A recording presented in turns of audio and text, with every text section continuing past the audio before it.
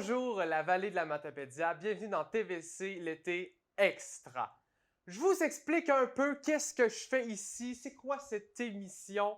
En gros, c'est que dans TVC l'été, on avait des topos qui s'appelaient Quoi faire en fin de semaine. Et dans un de ces topos d'activité, nous sommes allés aux grottes de la Rédemption. Ça ressemblait un peu à ça. Cette semaine, nous sommes allés aux grottes de la Rédemption pour faire l'expérience de la spéléologie, qui se trouve à être de descendre dans une grotte. Chose que je n'ai jamais fait, donc je suis très fébrile, j'ai très hâte, ça risque d'être vraiment intéressant de voir en dessous de la terre. Vous voyez mon visage là? Je suis heureux présentement.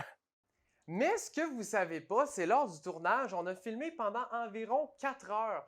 Et le topo dans l'émission TVC l'été a duré 5 minutes. Donc, si vous faites le calcul, on a coupé beaucoup de moments.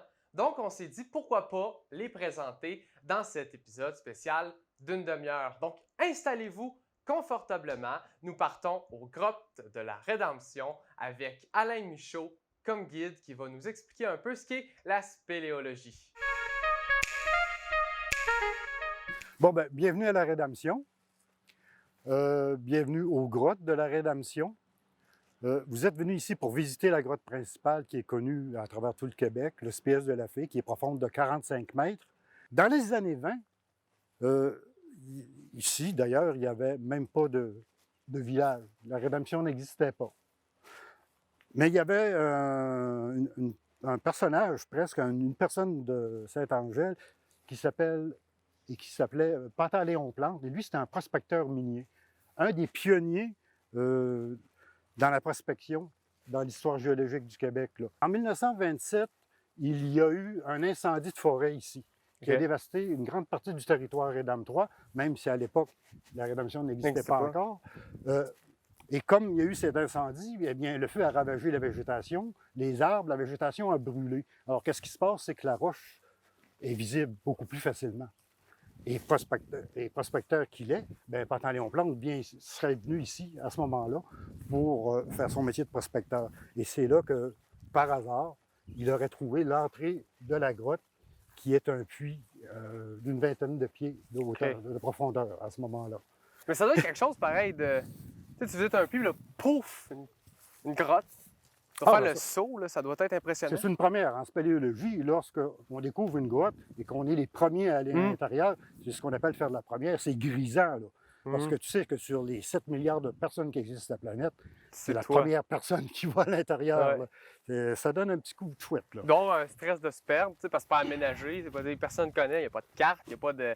Tu découvres quelque chose à l'état naturel que la nature avait protégé bien souvent depuis des centaines de millions d'années. Ouais.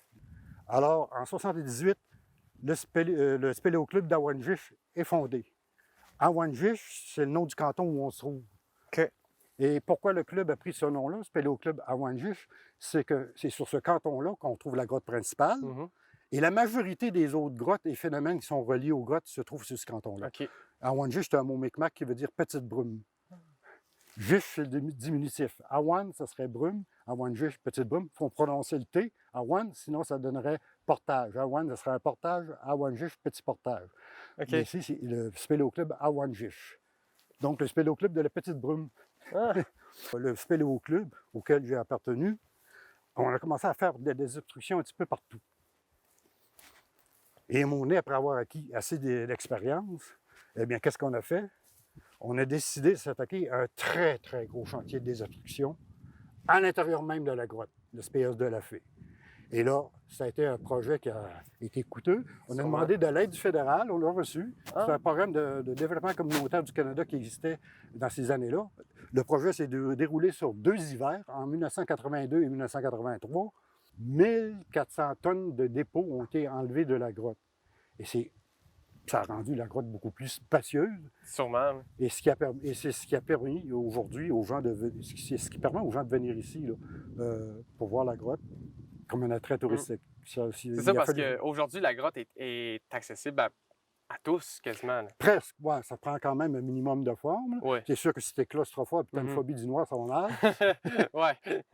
Ça fait que c'est grâce à ça qu'aujourd'hui, c'est touristique. Ça, c'est l'aspect humain. Et d'ailleurs, les 1400 tonnes de dépôts qui ont été retirés, c'était des dépôts glaciaires.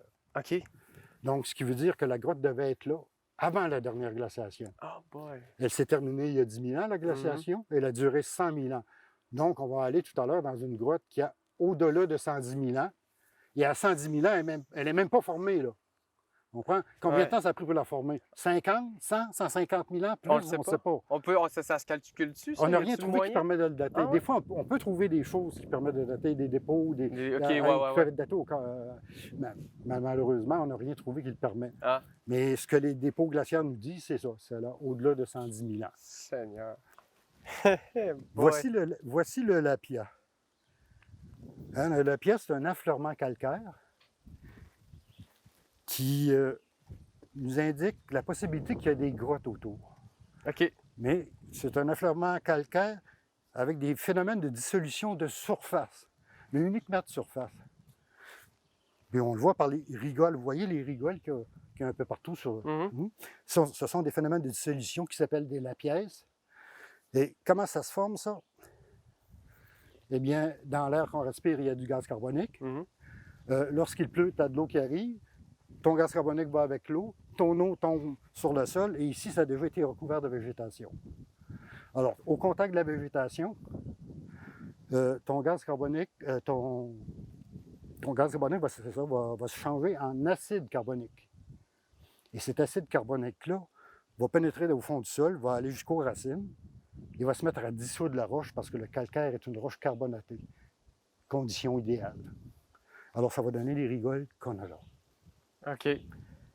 Mais ça, c'est un phénomène de surface, comme je dis. Qu'est-ce que ça prend pour former des grottes? Ça prend plus que ça, parce que ça prend des fractures.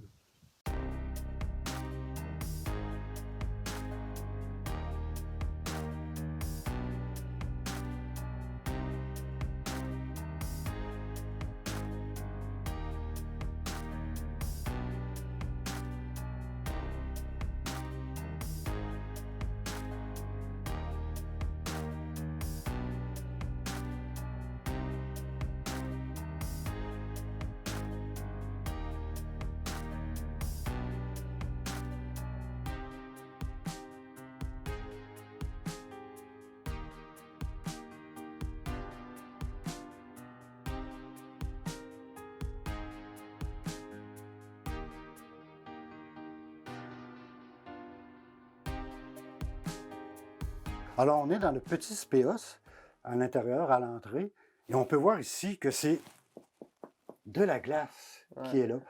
Elle va bientôt avoir fini de fondre vers la fin de juillet environ. Là. Elle sera plus là. Mais le petit spéos, comme on peut le voir, si ta caméra est capable de le faire, c'est quand même blanc ici. Hein? Ouais. C'est assez blanc. Pourquoi? À cause de du degré de pureté de la roche calcaire. On l'a vu en surface quand je parlais des calcaires. Le calcaire est formé de calcite. Lorsqu'une roche contient 60% et plus de calcite, on dit que c'est de la roche calcaire. Mais ici, c'est pur à 90% et plus. Là. Des fois, ça va jusqu'à 98% dans certains endroits. Okay. Et de la calcite, comment ça se forme ici pour donner cette formation blanche? Je sais que, regarde les gouttes d'eau qui sont là. C'est joli, hein? Ouais. Hein? Ça, c'est dû à la condensation qui va former des gouttes. Mais ces gouttes-là, s'ils sont chargées en acide carbonique, elles vont un peu dissoudre du calcaire qu'il y a là. Et lorsqu'elles tombent, elles pourraient donner naissance à des stalactites, mais elles peuvent aussi donner naissance à ça ici. OK. C'est de la calcite. Ça va s'empiler sur une certaine épaisseur. Et comme la calcite est pure, une calcite qui est complètement pure, c'est translucide, mais lorsque c'est très, très pur, c'est blanc comme ça. Ça indique le niveau de pureté de la roche calcaire qu'il y a ici. Ça, ici, il y a un truc spécial, c'est comme c'est une grotte à 2 entrées, la circulation d'air est particulière. OK. Nous sommes en été, à partir du moment où le petit spéos ici qui a 5 étroitures, parce que ça, tu te dis, ça, c'est pas une étroiture, hein? C'est un passage bas. Mm. Et tu vas-tu plus loin? Ouais.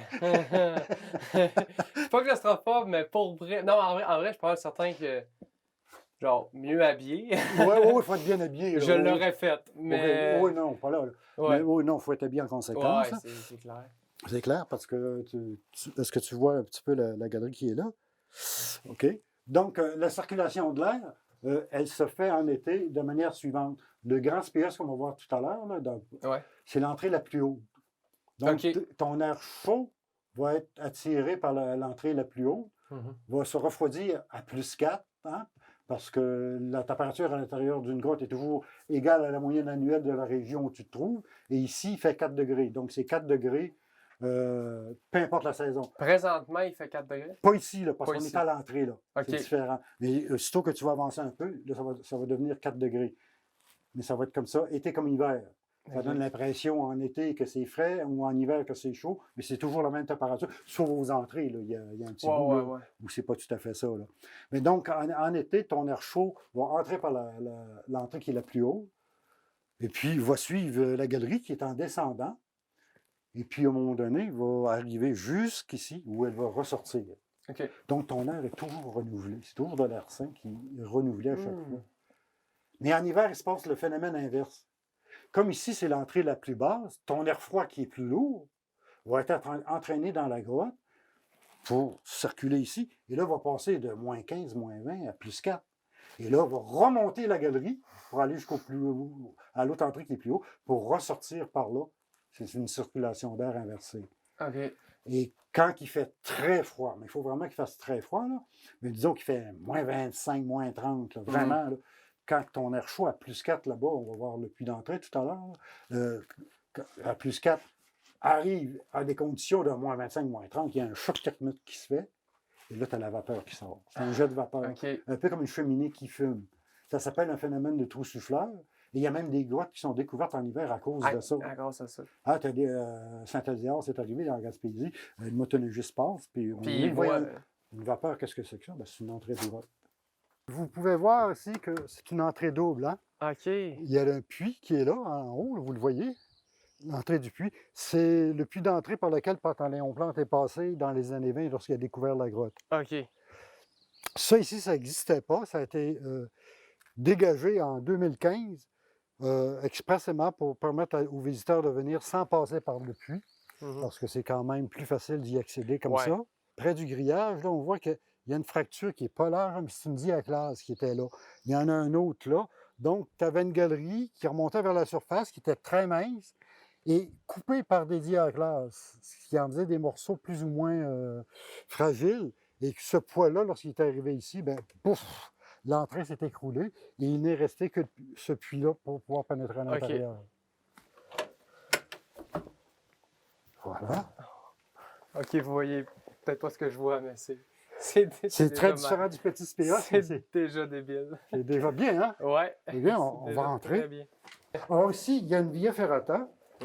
C'est la seule caverne, la seule grotte du Québec qui a une Via Ferrata. Dans tout le Québec. Parce que c'est aussi une des grottes avec le plus de dénivelé. Hein. On va descendre à 45 mètres de profondeur. Et donc, pour faciliter la descente pour les visiteurs, on a décidé de faire quelque chose qui existait moins peut-être ailleurs. Ben, ça dépend des endroits. Là. C'est qu'il n'y a pas de passerelle, il y a des petits aménagements minimes, parce qu'étant donné la morphologie et la configuration de la grotte, ça donnait très bien pour faire un peu du tourisme d'aventure. Hein. Venir ici, là, c'est du tourisme d'aventure. Clairement. Il faut donc être en forme et tout ça, parce que là, on fait un peu comme un spéléologue qui, sur sa ligne de vie, se promène lorsqu'il fait des expéditions. Alors, pour ce faire, on prend notre mousqueton, on le clip là-dessus, sur la Via Ferrata, les deux. Hein, c'est une double longe. Puis, il y a une raison bien simple pourquoi elle est double. On va voir ça dans très peu de temps. Bon, on peut s'allumer. Oui.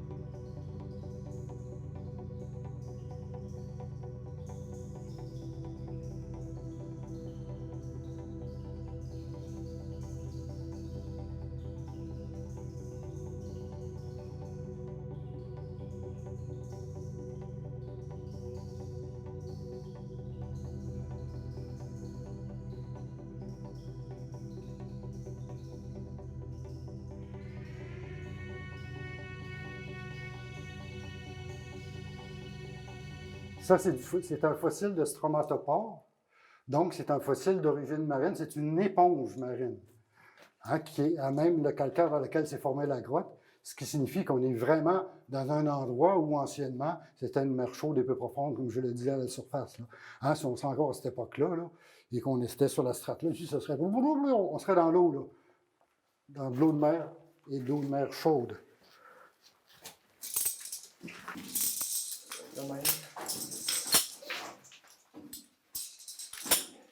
Comme la grotte a été découverte dans les années 20, il y a énormément de personnes qui sont venues et il y a eu du vandalisme qui s'est fait par ignorance. C'est-à-dire que les gens arrivaient ici, ils ont vu des stalactites au plafond et ils pensaient « Ah, les beaux glaçons! » Alors, ils s'emportaient un souvenir en se disant « Mais lorsqu'on va revenir l'année prochaine, il va en avoir d'autres. » Sauf que ça ne se passe pas comme ça. Les stalactites, dans une grotte, la moyenne, c'est que ça croît d'environ 1 cm aux 1000 années. Oh boy, OK, quand même. Ce qui fait que les stalactites qui sont partis d'ici, Fait que ça vous fait... allez attendre plusieurs milliers d'années avant de voir des belles. Là. Fait que ça fait gros max 1000 ans que c'était formé, le gros max. Ben, tu vois, c'est à peu près 1 centimètre. Là. À peu près. Ça donne 1000 ans. Il y a une autre galerie ici secondaire, la galerie du Laminoir. Les galeries secondaires, ils stressent. Tu sais, c'est du monde qui se sont aventurés là. Oui, il y a du monde qui ont... Oui, j'y étais. Là-dedans, là. J'ai été là-dedans, oui. Hey, je suis pas le plus claustrophobe que je pensais. Parce que moi, là... C'est rien. Si tu rentrais pour aller voir comment c'est de l'autre côté, juste jeter la tête, tu verrais que c'est encore plus étroit. Là. Oh, je veux mieux pas le savoir. Une autre indication intéressante, je te laisse les mousquetons. C'est les coups de gouge. Qu'est-ce qu'un coup de gouge? En sculpture, ceux qui sculptent le bois, ils utilisent un outil qui s'appelle une gouge pour sculpter le bois. Et la forme, lorsqu'ils donnent un coup de gouge, ça donne ça. C'est le même phénomène qu'un coup de gouge de sculpteur qui sculpte le bois. Et le coup de gouge nous donne 2 indications sur la genèse de la grotte, sur la galerie dans laquelle on se trouve. Premièrement, ça nous dit dans quel sens l'eau qui a creusé la galerie dans laquelle nous sommes était. Quel est le sens de l'eau? Eh bien, on voit qu'il y a un endroit qui est plus abrupt, il y a un endroit qui l'est moins. On voit qu'il y a un endroit qui est plus étroit, et un endroit qui l'est moins. Du plus abrupt au moins abrupt, ou du plus étroit au moins étroit, là où ça s'élargit comme ça nous donne le sens de l'eau lorsqu'elle a creusé la galerie dans laquelle nous sommes. Si vous avez été le long de rivières, parfois, est-ce que ça vous est arrivé de voir ce qu'on appelle des marmites? Savez-vous ce que c'est? Non. Ben, comme une marmite de cuisine, un peu. C'est que des fois, tu vois, le long de rivières, quand c'est en calcaire ou en roche sédimentaire, là, il y a des roches qui sont là, qui sont entraînées par l'eau sur le bord, et puis là, ils restent coincés, puis ils se mettent à tourner. Ils commencent par abrasion à creuser des trous qui peuvent être de dimensions plus ou moins grandes. Des fois, ça peut avoir 10 cm de profond, mais des fois, moi, je suis allé dans des marmites qui étaient à ma taille. C'était quasiment comme une baignoire là, de roches qui ont tournoyé, qui ont, par abrasion, on fait ces marmites-là. J'en ai vu surtout le long de la rivière Négite, mais il y en a aussi sous terre. Mais comme sous terre, là, la galerie ici s'est formée, c'était noyé complètement sous l'eau et sous pression par de l'eau qui forçait un passage. Hein. Les marmites peuvent se retrouver n'importe où, incluant au plafond. Ici, il y en a une petite, là. Si tu déclips, je le vois. Tu vas voir, là, si tu veux voir le plafond, c'est une marmite de plafond dans une grotte. Ah ouais. L'endroit où je me trouve ici, c'est une espèce de petit Y qui conduit à 2 galeries secondaires. OK. Et vous pouvez voir que là où se trouve ma tête, il y a un surcreusement au plafond. Ça s'appelle un chenal de voûte. Là encore, un chenal de voûte est toujours la preuve qu'il y a eu des dépôts jusqu'à la base de ce chenal de voûte. Là, c'est ici. OK. Donc ça, c'est un ancien passage. J'ai déjà rampé là. Pantaléon Plante a déjà passé par là. Et tout le reste, c'est des dépôts qu'on a enlevés. Il y a eu vraiment un méchant job d'aménagement, là. Ah oui, ça a été... C'est ça, c'est pas le même à la base. C'est pour rendre ça plus touristique, vous avez dû. Oui, mais ça s'est fait avec le temps. Ouais. Même ça a pris beaucoup de temps. Alors ici, il y a deux galeries. Il y en a une qui, en remontant, c'est la galerie du solitaire. Évidemment que ça s'appelle le solitaire parce qu'il n'y a pas de portée à faire là. Hein. C'est vraiment une seule personne qui peut y aller. Ça remonte vers la surface. Ça le rejoint presque, mais on n'est plus capable de passer. Ça devient trop étroit. Là. OK. Et de là, on voit aussi qu'on est sur un sol rocheux. C'est vraiment le dessus d'une strate ici. Là. Et ton eau de pluie qui vient de la galerie solitaire va s'écouler ici, va passer là et va s'en aller vers la galerie La Baignoire. Ah, qui est pleine d'eau. Qui est pleine d'eau. Elle porte très bien son nom, la galerie La Baignoire. Très bien son nom. Alors, la galerie La Baignoire, moi, je n'irai pas parce que j'ai des bottes, mais elles sont trouées. Okay. Et c'est quand même de l'eau à 4 degrés. Là. C'est pas chaud. Hein? Non, je n'avais pas assimilé tout de suite, ça. alors, la galerie se poursuit. Il y a un petit puits au fond, à peu près ça de large, pas très profond, parce que le puits est comblé de dépôts. Mais l'eau de la baignoire s'infiltre lentement là-dedans. Okay. Alors, ton eau baisse, sauf évidemment, si ça se met à mouiller beaucoup, ben là, ton eau va remonter. Là. OK, ouais. Et puis, au bout de la galerie la baignoire, ben là, c'est un mur de dépôt qui est là. Et puis, ça s'arrête là. OK, c'est un one-way, là. C'est un one-way. Il y a des dépôts. Si on enlèverait les dépôts, on serait quelque part. Il y aurait peut-être de quoi. Il y aurait sans doute de quoi. Ça, mais là, il faut le faire. C'est ça l'affaire. Il faut le faire. Et qu'est-ce qu'on fait des dépôts? Où les mettons? Ouais, on est loin de la surface. Là. Ouais. Et les outils qui ont été employés lors des chantiers des obstructions, il y a bien des décennies, ils ne sont plus là. On voit le rond de la conduite forcée qui a été creusé lorsque l'eau creusait la galerie en montant.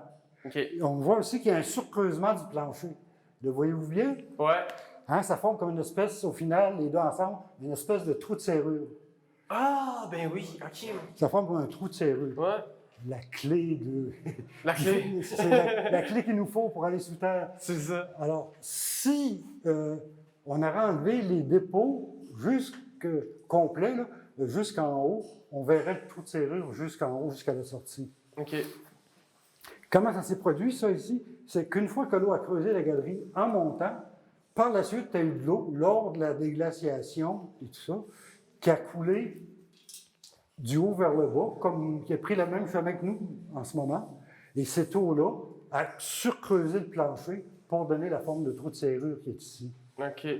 Mais avec la déglaciation, quand les glaciers ont commencé à retraiter, ils ont amené ici des dépôts. Et c'est là que, dans une troisième étape de la vie de la grotte, les dépôts sont allés jusqu'au fond de la grotte et puis se sont mis à combler la grotte pour en arriver à la combler jusqu'à l'endroit dont vous parlez, près de la galerie de la Baignoire, où les dépôts bougent.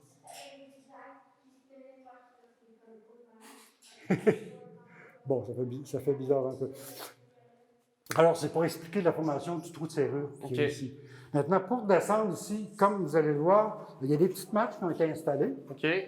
Qui vont jusqu'en bas de la deuxième section. Parfait. Et comme c'est plus abrupt, ça va aller jusqu'à environ 33-35% de pente. OK. Ce qu'on demande, c'est de...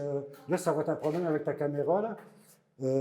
C'est d'y aller un par un, entre chaque section, entre chaque amarrage. OK, parfait. Parce que s'il y en a deux là, puis qu'elle donne celui-là qui est en haut tombe, puis il glisse, bien, il va amener l'autre avec. Pour éviter l'effet domino. Si jamais ça arrive. Hein. Je ne veux pas que ça arrive, là. Mais si tu vois ici, tu vois que la galerie est beaucoup plus haute que où on était. Il y a une raison à ça. C'est que jusqu'à date, on était dans un beau tube rond, hein, qui était une conduite forcée, qui était faite par de l'eau qui a dissous un point de faiblesse dans la roche qui est le joint de stratification. Mais lorsque la galerie a tourné par ici, c'est que dans le même sens que la direction de la galerie, il y avait une diaclave, une fracture verticale, donc qui est en hauteur. Hein? Et là, ça a élargi la diaclave en hauteur, ce qui a donné la forme de la galerie ici qui est très haute. OK. Je vois.